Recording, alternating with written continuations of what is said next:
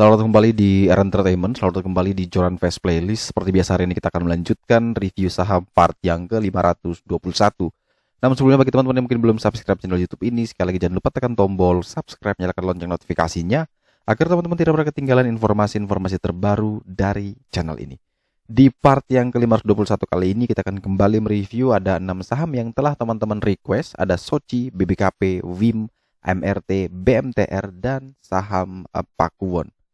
Kita langsung masuk ke saham pertama yang akan kita review hari ini, yaitu adalah saham dari Soci. Kali ini dipersembahkan oleh Joran Fast Chart System, di mana bisa membantu mempermudah dalam menganalisa. Kalau kita perhatikan Soci dalam perdagangan kemarin, Soci ditutup melemah 0,53% di level 187. Kalau misalkan teman-teman perhatikan, Soci masih berada di atas level amannya, berada di atas level 181 yang merupakan area SPK atau support paling kuat dari saham ini. Kalau misalkan teman-teman perhatikan, Soci di sini panel trennya masih warna merah, tentu masih jelek. Kemudian bundle flow juga masih merah, masih jelek. Foreign flow juga masih jelek. RSI divergence juga masih jelek. Jadi indikator masih belum menunjukkan sinyal atau tanda-tanda yang baik buat Soci. Kemudian dia juga masih terhalang dua level resist yang berdekatan di sini, 193, 194, dan ini cukup kuat sekali. Dan kalau itu bisa ditembus, baru mungkin ada peluang buat Soci bisa menuju ke 204. Selama dia tidak bisa tembus, selama dia tidak bisa naik di atas 193, 194, maka Soci berpeluang untuk kembali menguji support paling kuatnya di 181, dan itu wajib untuk dipertahankan dengan baik. Kalau tidak, maka potensi penurunan buat Soci masih akan terus berlanjut. Best entry terbaik buat teman-teman adalah menunggu dia breakout dulu di 193, 194, target ke 204, atau kalau memang mau menunggu, bisa tunggu di sekitaran area 181 untuk coba entry. Kemudian batasi SL jika ternyata dia terus turun di bawah 181. Selanjutnya kita ada saham Bank Bukopin dengan kode emiten BBKP.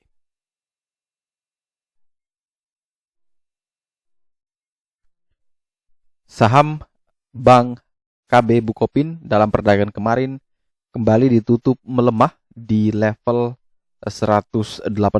BBKP ditutup melemah 0,54%. Padahal beberapa hari sebelumnya BBKP sempat naik cukup banyak. Namun sekarang dia harus closing di 185. Kalau misalkan teman-teman perhatikan bahwa dia masih berada di bawah area pentingnya, resist paling kuat saat ini adalah di 196. Selama dia masih belum naik di atas 196, tentu lebih baik kita untuk wait and see terlebih dahulu.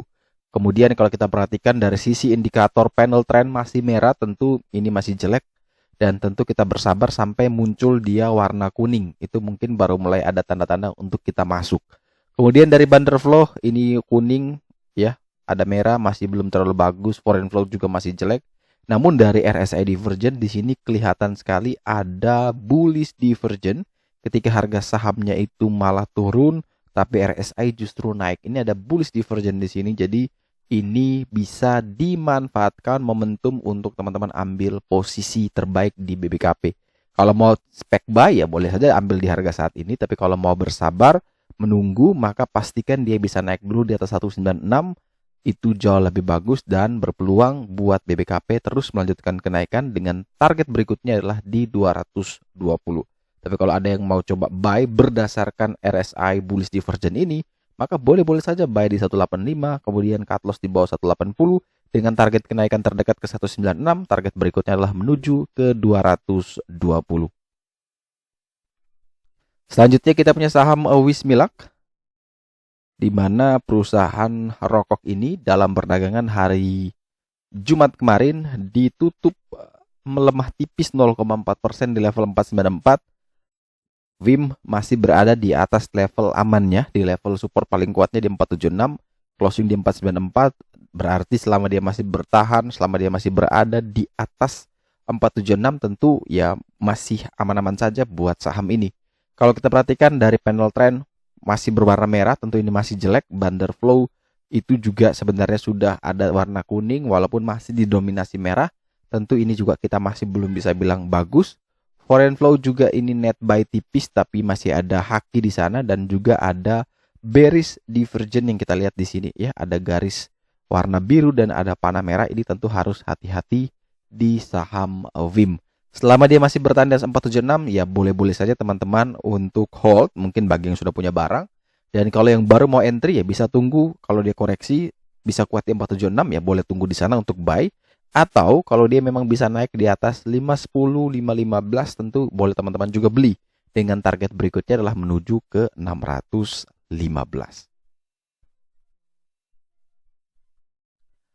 Selanjutnya kita ada saham AMRT ya, yang punya gerai Alfamart ini. Dimana dalam perdagangan hari Jumat kemarin, saham sumber Alvaria Trijaya Tbk ditutup melemah 1,37% di level 1805.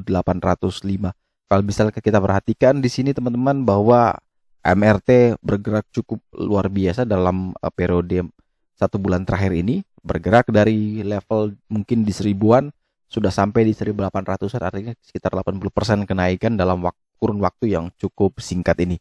Kalau misalkan kita perhatikan di sini dia masih dikawal betul, dikawal dengan baik di atas support barunya di 1750, dan selama di atas 1750 tentu AMRT itu masih baik-baik saja. Tapi bahaya ketika dia ternyata turun di bawah 1750, ada peluang untuk AMRT akan kembali ke 1430. Jadi hati-hati bagi teman-teman yang mungkin punya saham ini, mungkin yang kawal trailing stop dari harga bawah, silakan update trailing stopnya di 1750 karena ketika turun di bawah level tersebut maka ada peluang dia menuju ke 1430. Yang menjadi bahaya adalah dari sisi bundle flow. Kenapa? Karena ini warna hijau dan merah ini masih banyak bongos, artinya distribusi ini masih ada di tengah, dia berada di puncaknya, di tengah dia ada sideways. Ini yang harus teman-teman hati-hati. Dan kalau kita perhatikan di sini panel trend itu masih kuning ya. Ada pembalikan arah, semoga ini bisa kembali tetap ke hijau, jangan sampai dia balik ke merah, tentu itu jelek.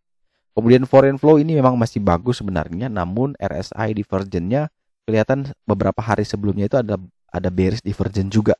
Jadi teman-teman harus waspada betul, harus perhatikan betul, jangan sampai dia turun lagi di bawah 1750, karena tentu itu mungkin berbahaya buat saham AMRT. Selanjutnya kita bergeser ke saham Global Mediacom dengan kode emiten BMTR, di mana dalam perdagangan hari Jumat kemarin BMTR ditutup melemah 2,14% di level 274. Kalau bisa kita perhatikan di sini BMTR sedang koreksi dan masih berada di atas level support barunya di 272. Ini kalau ternyata 272 ini jebol terus turun, maka ada peluang buat BMTR akan kembali menuju level support kuat berikutnya, yaitu di 252. Bagi teman-teman yang ingin membeli tentu harus perhatikan betul bahwa 272 ini sebagai level penting yang harus kita cermati. Kalau ternyata terus turun di bawah 272, kita jangan dulu beli dan kita boleh tunggu di sekitaran 252 sampai dengan 256. Akan tetapi kalau ternyata kuat bertahan di 272, maka boleh kita ambil itu sebagai area beli kita dengan range buy 272-274, cut loss di bawah 268 dengan target kenaikan menuju ke 284 yang terdekat dan terjauh menuju ke level 300. Dari sisi panel trend di sini masih kita lihat ada warna merah, artinya masih jelek di sini, ada pembalikan arah, bundle flow-nya juga masih hijau dan merah, tentu ini masih jelek. Kemudian dari sisi foreign flow di sini juga masih jelek karena ada warna kuning dan merah, artinya ada net sell di sana, net sell asing, dan juga masih ada haki asing di sana. Dan RSI divergence juga masih jelek karena dia sedang menukik ke bawah. Dan tentu yang paling bagus adalah ketika dia sudah sampai di oversold di bawah 30, itu mungkin baru bagus karena sudah mulai adanya tanda pengereman dari guyuran di saham ini. Jadi ini harus perlu kita perhatikan betul. Pertama, pastikan dia kuat di 272. Kalau ternyata gagal, ya lebih baik kita jangan masuk, tunggu di next supportnya. Dan kedua, perhatikan betul apakah panel trendnya ini atau indikator-indikator ini bisa kembali kepada zona positif. Misalnya bundle flow kembali ke hijau, kemudian bundle flow kembali ke kuning dan putih, panel trend kembali ke hijau, dan foreign flow ini juga masuk ke fase putih dan hijau, kemudian RSI divergennya juga mengarah ke atas. Ini baru bagus. Dan bagi teman-teman yang mau biar bisa akses terus informasi ini, tentu harus bisa tahu chart yang dari Joran Fast. Nah, teman-teman bisa buka website kita di joranfast.com. Teman-teman bisa pilih yang layanan, pilih Joran Fast Chart System. Di sana teman-teman bisa berlangganan hanya 40.000 per bulan. Jadi mungkin cuma 2.000 per hari, dan itu sangat membantu sekali dalam teman-teman menganalisa. Dan tidak cuma chartnya saja, melainkan ada juga screener. Jadi ada screener tentang yang bagus secara Bandar Flow, ada screener beli sore jual pagi, beli pagi jual sore, open sama dengan low, close sama dengan high, itu juga ada semua di sana. Dan ada juga alert yang bisa mengingatkan teman-teman suatu waktu mungkin lagi sibuk, ada alert yang kasih info. Jadi itu semua akan ada di sana, dan terus kita kembangkan biar menjadi fitur yang mungkin jauh lebih lengkap, dan itu tetap hanya 40.000 per bulan. Jadi kalau teman-teman yang mau daftar, silakan langsung ke website kita di www.joranfast.com. Silakan explore di websitenya. Oke, sekian dulu review saham part yang ke 521 hari ini. Terima kasih bagi teman-teman yang telah setia menonton. Sekali lagi jangan lupa like, comment, dan subscribe. Bantu share juga, agar semua informasi yang ada dalam video dapat berguna, bermanfaat, dan tentunya bisa menjadi panduan trading di keesokan harinya. Sekali lagi terima kasih banyak. Sampai jumpa dan semoga membantu.